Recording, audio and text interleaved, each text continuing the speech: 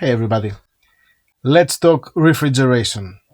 So when I got the boat, there was no real fridge, according to my standards at least. I wanted a fridge that can constantly work. Instead, I had a fridge that needed the engine to be on in order to be powered. The way this works is by having a compressor in the engine bay, and as soon as the engine spins around, the compressor spins around, raw water cooling down some glycerin circulated with a long circulation tubing through the actual fridge compartment. What that meant was, for as long as I was in the boatyard, I wouldn't be able to have any fridge. And in general, that means that in order to have some refrigeration for your boat, you should be running the engine quite frequently. And this is not very cost effective, even more since I had the idea of getting solar panels, lithium batteries and stuff like that. It wouldn't make any sense to keep on burning fossil fuel. Therefore, I decided to get rid of the old engine-dependent cooling setup.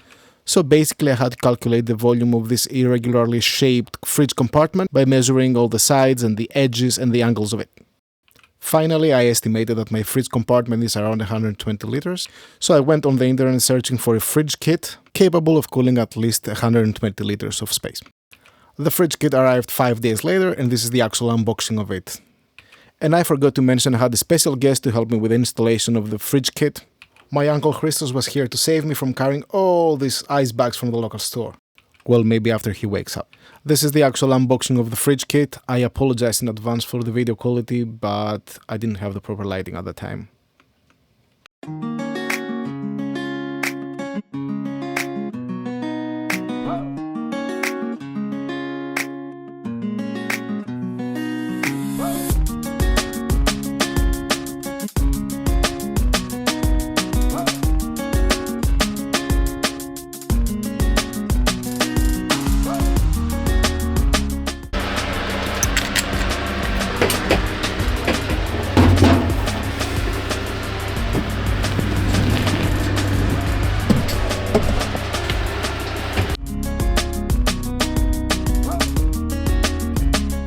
Well, it's 1 AM. My uncle is gone now. The whole boat is a bloody mess.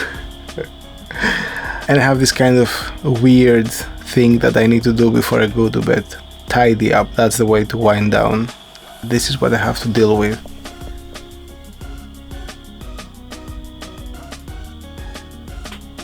Well, not everything is bad though. The new fridge kit is installed. It's a hell of a mess right now, but it's still in experimental phase. Good thing is, the fridge is now getting colder and colder. I haven't really measured the temperature, but I'll definitely do that in the morning. It feels nice to have, instead of an ice box that I had so far, a fridge. This is my final setup. I opted in for this specific kind of setting as there was no other option around the boat. Ideally, you would have to have the compressor just somehow outside your main area of living because it's getting hot and in summertime it's heating up the space. But because of this tubing and the size of it, there is no option for me to install it somewhere else apart from this bulkhead because the fridge area is just behind this bulkhead. You can see the installation happen on that back bulkhead, and then the tubing is coiled nicely after the requirements. I think it's around 20 centimeters of minimum radius of the coiling, and then it goes up, goes through that bulkhead here, and then it goes inside the fridge from up there. To do that, I had to remove the previous tubing from the previous fridge installation. The compressor needs to be placed as low as possible and with a good ventilation connecting to the rest of the bilge. As you can see here, I had to cut this bulkhead because the bilge is cool due to the water flowing underneath it. I had a smart relay connected here. This is switching on and off this fan according to the temperature. So right now I have a temperature of 39 degrees, but if I go below 21, this will kick off. Here I've added a knob that controls the fan speed. Well, this is obviously quite annoying, but this is 12 volts. That's why I had the need to reduce the voltage that was going into the fan, so I used this system, which is barely audible when everything is in place. So as you can see, this is connected to the rest of the bilge, and there is cold air flowing in and out of this bulkhead. Those two cables go straight to my electrics panel. They are not what I needed, but they are the ones I could find in the nearby hardware store. I'm happy with it for the time being, but I need to replace them with proper marine cables at some point. And now let me show you how the new fridge looks like from the inside. I have used Armaflex all around the fridge. This is a very good material for thermal insulation. On the outer kind of layer of it, it has this aluminum, I wouldn't say foil, but something similar to that. It's not that expensive, doesn't smell anything, pretty much what I needed here. For the edges, I use some aluminum foil tape, so it makes it waterproof and it looks neat and you can clean it. You see the tubing that came all the way from the other side of the bulkhead? I've added this thing for some extra storage.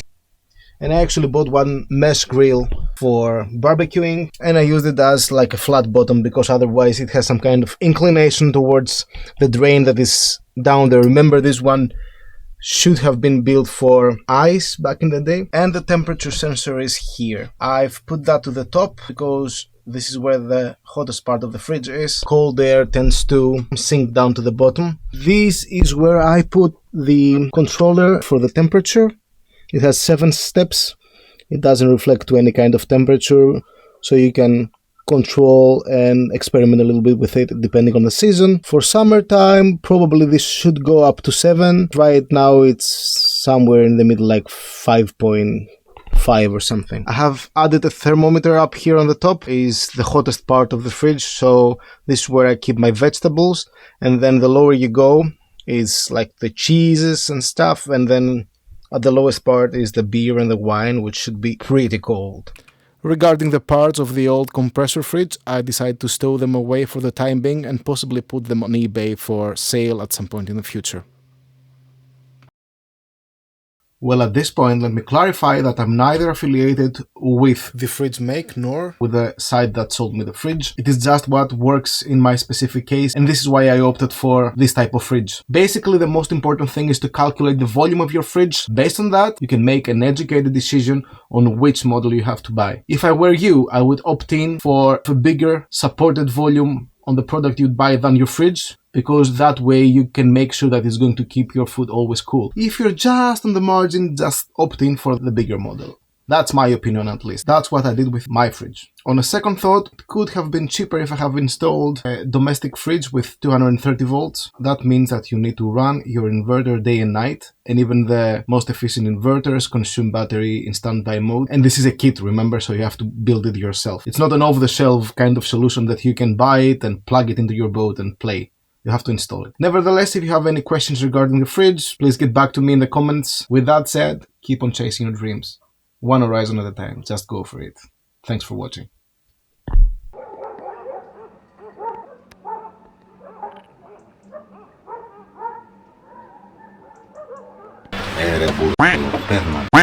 YouTube will remove us for that.